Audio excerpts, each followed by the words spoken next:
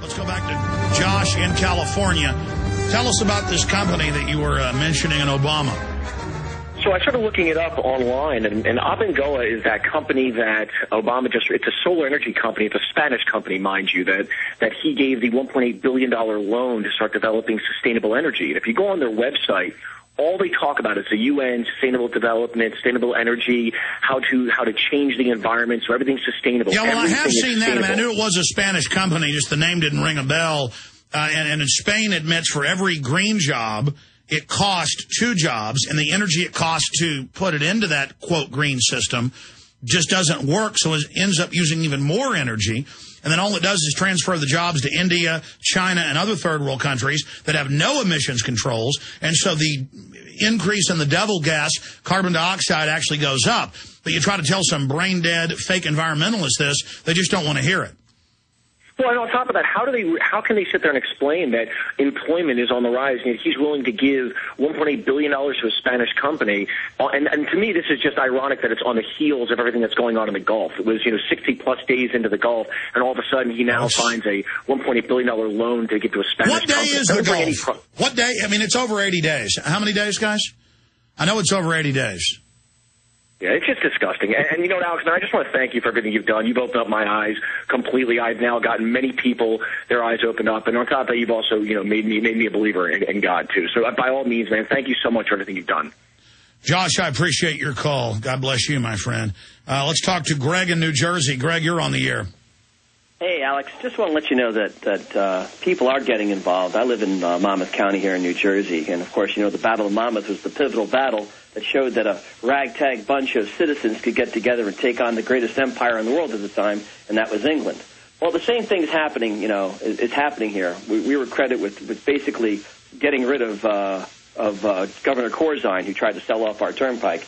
And, in fact, I took that information about Centros and brought it to a state hearing that they were having, and the people in the room were amazed that they didn't know that the King of Spain was one of the principal stockholders. Well, funny, the last caller was talking about multi-billion-dollar payoffs to Spain to take over our infrastructure. And the same thing in England. The government pays to shut down steel mills in England and then ship them to India, owned by Pachauri, who was the head of the IPCC UN Global Warming Fear-Mongering Squad. And I have followed New Jersey. And some people are saying your new governor is involved in economic hitman behavior, privatizing things.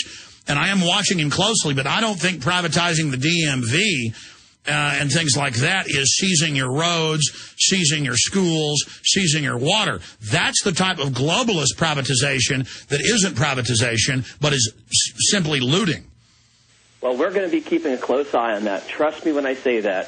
In fact, also trying to awaken as many citizens as possible. For example, I'm a councilman here, in my town, because I got tired of complaining and I wanted to get involved. There you go. And Greg, you're now a councilman. See, you took action.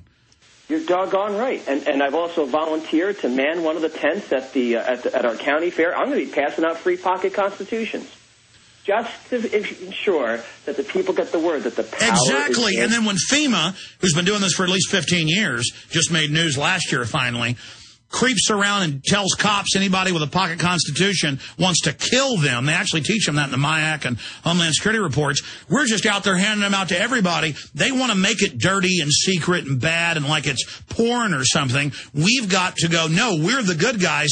This is normal. It's the same thing with having guns in your gun rack. We have to exercise this openly or lose it. Go ahead. That's exactly it. The whole idea, you said before about the heroes of the past were the inventors, were the people that believed in freedom. And that's what we're trying to do. That's what I'm trying to single-handedly try to do. Greg, you're a hero. Freedom. You're a hero. You're a patriot. You ran for city council. You won. If you would have lost, you would have been a hero. You would have educated people even if you lost. But you won because people are now ready to hear the truth. Folks, I'm telling you, run for office everywhere. You may be arrested and or subject to other police action. Tyranny is here. The grim future foretold in 1984 has become reality. It really says that the state is God. The United States is now recognized globally as one of the most oppressive police states on Earth. This film conclusively proves the existence of a secret network of FEMA camps, now being expanded nationwide. This documentary exposes how the continuity of government program has established an all-powerful shadow state. Police State 4 chronicles the sickening depths to which our republic has fallen. Prepare to enter the secretive world of emergency dictatorship. Body scanners, sound cameras, citizen spies, stage terror, and cameras on every street corner. It's only the beginning of the New World Order's hellish plan. The police state isn't coming. It's here. Secure your copy today at Infowars.com or see it online in the highest quality at PrisonPlanet.tv. The Genesis Communications Radio Network proudly presents The Alex Jones Show, because there's a war on for your mind.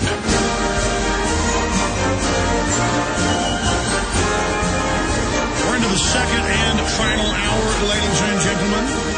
I am continuing with your phone calls in this segment and the next, and I'm going to news blitz in the last half hour. I've got some really good news on the political realignment, the awakening happening not just here but worldwide, but also got the bad news on the economy and the oil spill and the police state. The globalists, these private banks, these Ponzi scheme operators that created the tens of trillions in derivatives and bought the world with it through fraud and are now bankrupting our society, they're not going to give up without a fight. And so that's why we're here speaking out against them. But let's continue with your phone calls. The toll-free number to join us, 888-201-2244. Let's talk to Cliff in Colorado. You're on the air, Cliff. Thanks for taking my call. The same old blame it on the immigrant distraction has always been an obsession of the reactionary, racist, nativist, no-thinkers on the far right. Mm-hmm. It is fascism from the gutter that the New World Order thrives on.